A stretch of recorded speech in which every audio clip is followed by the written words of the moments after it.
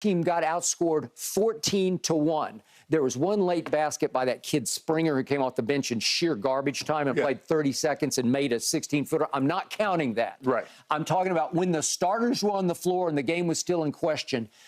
As a home team in a closeout game, you got outscored 14-1. The 1 point came from Maxey missing his first free throw later, and then he made the second. That's all you got. Right. And obviously, Jason Tatum finally caught fire. But they had chance after chance after chance to just put it away. Yeah. Where it wouldn't have mattered if he'd caught fire or didn't catch fire. And I'm going to show you their missed shots down the stretch, because you tell me what you're seeing here. Are these make or miss shots? Because it starts out with Embiid. He misses like a little 7-footer here. Okay, one of these, you got to make these shots. Okay, that's a little jump hook. He's got to make it. If you're the MVP, you got to make it. He normally makes it. Tyrese, this is at the shot clock, and he misses it wide right. And then James pulls up at the clock, and he misses wide left. And then here's Embiid. That's his last shot of the game at 3:56 left. And then Tyrese gets another fairly good look and airballed it, okay? And then here we go again with James, and that's to Tuck in the corner, okay? Short. Yeah, and he wasn't ready for it. But you can feel the pressure. Yeah. That's really short. Yeah, and then James ends it with the turnover. Okay, that's the Well, they didn't turn over. They challenged it because they called a foul on They Horford. called a foul, but it challenged it. He went over turnover. Okay, so here's the point. If we could see that play again, I'm not sure we could pull it back out, but the James play, the pivotal play is that James Harden, at 2:26 left, drives into the lane and looks like, silly me, I think he's got a little floater, like it's a pretty open shot. Right. And at the last second, he kicks it to Tuck in the corner, who's not ready for it, because he's like, me? You're the guy? Right. And they played together for years. They know it. And it's like, wait, you want me to shoot this shot? Shouldn't you be shooting that shot? Because it's a crucial miss. And he quick triggers it from the corner and didn't even come close to it. Right. Okay, so Joel says after the game, Doc echoed the sentiments, we got to play more through the big fella. Okay, it's up to the big fella to just demand the basketball. And it's up to the magician, quote unquote, point guard, James Harden. It disintegrated just the way it did in the previous, the overtime game that they won. They're going back 2 games. Remember, in the fourth quarter of that game, they scored 15. Last night, they scored 13. It degenerates into James Harden dribbling while Rome burns. That's what he's doing. He's just, and you saw, he's just dribbling, and he's dribbling. I'm saying just go, initiate, force it. Attack, make something happen. You can't wait until 7 seconds are left in the shot clock and then have Joel come out and screen high for you. Nothing's going to happen where you're going to get an open shot except for something that you're going to force up at the clock. It's no good. Where Doc has to stop it. He needs to tell James, just attack. As soon as you dribble across half court, go with it. Maxey was completely out of the flow, and he would get the ball late in the clock like, what am I supposed to do? I think I'll jack up a 3 and I'll airball. Well, that was the problem, though, Skip. I mean, a lot of times James was dribbling the shot clock down, and he passed it to the guy with 4 seconds. Like, well, hell, what you want? You just had it for 20 seconds? What do you want me to do? Because it's dribble, dribble, dribble. It's almost like I'm watching like back in the 60s or 70s when college teams would stall it out. Right, yes. And like the four-corner North Carolina Dean Smith offense with Phil Ford running. Remember this? I do. Okay. Well, we got a shot clock now. In those days, there was no shot clock. Remember North Carolina State upsetting Houston in the 83 championship game? In Albuquerque. You can keep the score down in the 50s because you can just dribble the clock out, right? You can just keep dribbling. Okay, so you can't do that in this game, which is great. It's the way it should be. Okay, so speaking of make or miss, you know the record this year, and we talked about it yesterday. The Celtics are 35-2 when they make 40% or more of their threes. Well, I think you said yesterday on the show, well, probably every team's like that. It's 40%. But the Celtics are live or die from the three-point line. That's just what they do. So if they make 15 of 35, that's 43%. Yeah, and they got a real good shot of winning the game. Yes. Okay. Meanwhile, Philadelphia goes 8 of 34. That's 24%. Well, you got a real good chance of losing the game. Okay, now to the flashpoint. Jason Tatum, when he makes his first 3, what time is it? It's 4:14 left in the game. We're all the way down to the 4-minute mark of the game. This man is 1 for 14 at this point. That's no good. And that was a key reason that Philadelphia was still in the game and actually had the 2-point lead with 5:57 left. Yes. But at 4:14 left, to his credit, he's like, I'm just going to shoot another one. And it was actually the highest degree of difficulty 3 that he tried. And maybe that took a little pressure off, like, boy, this is a tough shot. This isn't a wide open look. And he made it over a closing out Embiid. Yeah. Okay. Well, once you do that, it's like, I'm that guy. And he said after the game, what was his line? Humbly. Humbly, I'm one of the best players in the world. Well, he is one of the best players in the world.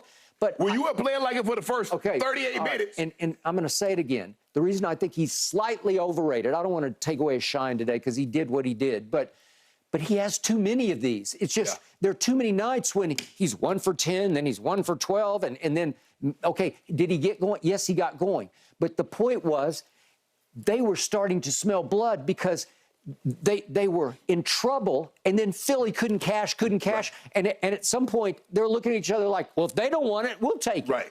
And Jason makes that one, and then he comes right back down at 3:35 and goes right up on Maxey, who's about 6 inches shorter than he is, and he made another one. But you knew, but on that one, Skip, you kind of know he started to feel it there. Well, because he's shooting it now, he ain't even thinking about it. I got it. So the first one at 4:14 put them up a point. The next one on Maxey puts them up 4 points because Philly's not scoring at all. Right. They're not scoring at all. They got 1 point over the last 6 minutes of the game. Right. And then really, he missed 2 more. He missed 2 shots after that. He got blocked one. Really missed 3. He got blocked once by James Harden. And I don't know when that layup, that reverse layup that he tried. I'm like, bro, come on now. I know you feeling it outside, but that was a little ridiculous. Then he missed a mid-range jumper. Then he missed another 3 before, at the bitter end of the game, he made 2 more threes. Shannon, the game was already done. So the 2 that mattered were those 2 at 4:14 and 3:35 because so few points were being scored by the home team that all you needed to do is make 2 threes, and you are going to win the game. They had to win the game, obviously, or they're going to get closed out. Right. But obviously, they knew we could go back to Philadelphia. Right. I mean, to Boston. And get Game 7. Okay, the other thing that happened last night, this is a home team with a chance to do something that's very special in their lore and their legacy and history. Shannon, look at what happened. They got out-rebounded 50-38. They put Robert Williams into the starting lineup. And I give Joe Mazzulla, because I've been hard on him, because I'm not sure about him. He's a first-year head coach. Okay, that's a strategic move. That's like, Doc, you got a counter? And Joel said it didn't matter to me. Yes, it did, because they put a bigger human in there to bother him and a then when little the double came, it came with Al Horford and Robert Williams. Okay, and it bothered him because they kept him to a low roar last night. What did he wind up with, Joel? 23? Yeah. 26 points? 26 points. Yeah. 20, okay. But he did, remember, he scored 52 on them in the last time they met in the regular season. So if you can hold him down like that, well, for that matter, look at what you held Philadelphia, the best shooting three-point team in basketball in the regular season and the best free throw shooting team. Right. You held him to 86 points. And Joel got 10 rebounds, but remember, he averages 12 free throws a game, so he gets 8. Well, that's a win for you because he goes 8 for 8, but he didn't go his usual 10 of 12. Yeah, Skip, but the fourth quarter, you look at the Sixers, 5 of 20, 0 for 8. Yep. They got crushed on the glass. Boston had 16 rebounds. You had 7. Yep. So how many second chance points, how many opportunities, how many cracks are you willing to give somebody before they finally hit you over your head and get you out of your misery? Okay. Because that's what that was. They just kept getting rebound after rebound after rebound, and you're not doing anything when you do get the ball on the other end. You're not. And so you're right, Skip. But I just thought to think, like, because I think, if I'm not mistaken, I think the Sixers had gone up by like 4 or 5 points. Yep. And you're like, okay, you need to go ahead and put them away. Jason Tatum had 3 points through 3 quarters. Yep. Okay. He had 5 points with like 10 minutes left in the fourth quarter. And you don't have any more distance between you and them? Nope. You're asking for trouble, because the one thing we know about a great player, they can play horse manure for almost the entire game. Absolutely. And get hot and shoot you out of the gym like Jason Tatum did. Okay. Obviously, if at the 6-minute mark, Philly had just poured it on. Yes. If they'd made 3 straight shots after the clear path foul, and all of a sudden they're up 8 or 10 points, well, then it won't matter. Right. You would show them, No, we got this. I think that's what Joel was getting frustrated by. They kind of went to a zone. They was in and out of zone. They were doubling with Big Al and Robert Williams. And he was like, hey, just give me the ball. That's the time in a situation like that, Skip, I'm going to get something really, really good, and it's going to come off the hands of 21 for the Sixers. Joel Embiid's going to touch the ball. Okay, but you can't just lob it to him over on the wing and expect him to create a shot. No. That's not what he does. No. You got to have some kind of pick and roll action. Yeah. And it's got to happen immediately. Right. You cross half court, he comes quickly, we go. Right. Or you get some other action involving Maxey. Right. There's some way to get more open shots instead of just disintegrating into this dribble. It was almost, Skip, like they're trying to bleed the clock and get a bucket with like 2 seconds on the shot clock. Yeah. No. You know what? That's playing not to lose. Yes. That's what you're doing, and you lost. Yes. Okay. This is interesting because it applies somewhat to what the Lakers are going to go through tonight. I still say, and you disagreed with me the other day, I believe in these situations, the pressure is more on the home team because the home team knows if we don't do it now, we got to go back to their place. Yeah. So game 6 becomes their game 7. The Sixers have not been there and done this. I love Tuck because he's been around, but he's not at the highest. I mean, he's won championships. He's going to do the little things. He's going to do the little things, but he's not the lead.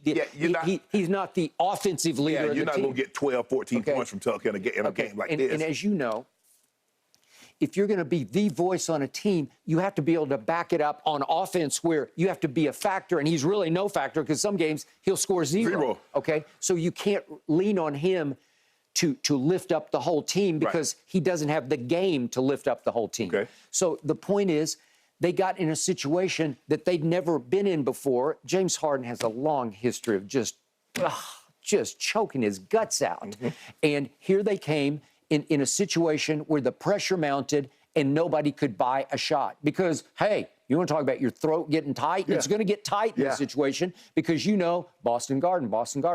We got to make a shot. Yeah. Our fans are almost willing us home, and we can't get home. Well, after you go about 3 or 4 times without making a basket and they see Boston making shots, all of a sudden the fans get antsy. They might start to throw a boo in here and turn the ball over. They were starting to boo because that's what they do.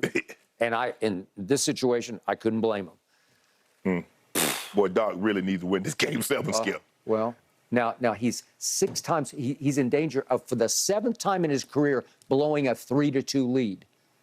And he's never won a game 7. And you know he's always, Skip. He's had the he's had blown the most 3-1 leads. Yeah. This is no good. This will be really bad. Right. Mother's Day is going to have a lot of awesome NBA